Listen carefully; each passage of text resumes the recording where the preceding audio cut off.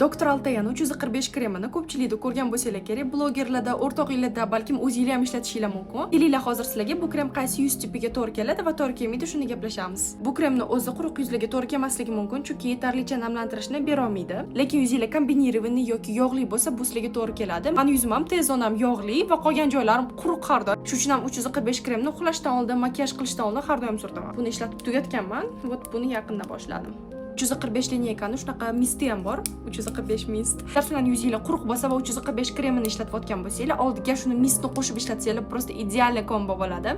Mistni sepaman, ketidan 345 kremni suraman. Yuzinglarni namlantiradi, makiyajdan keyin sursanglar, makiyajinglarni svejiy ko'rsatadi. 345 kremining tarkibida pantenol bilan niacinamid borligi uchun yuzdagi post akneni ketkazadi va namlantiradi. Masalan, men yuzimda ham ko'rib turishinglar mumkin, post aknelarim bor. Bularni hozir siqsanglar, ichidan hech narsa chiqib kelmaydi, lekin mana shunaqa iz qolgan, oldin qachondir bo'lgan va o'shani izi qolib ketgan. Shuning uchun ham mana shuni ishlataman. Kstati, mistam serum ham hamma yuz turlariga to'g'ri keladi. Faqatgina yuzinglar quruq bo'lsa, buni o'zini ishlatmanglar-da, balkim oldiga yoki mist yoki serumni qo'shinglar. Shunda yuzinglar quruq qolmaydi va har doim namlangan turadi.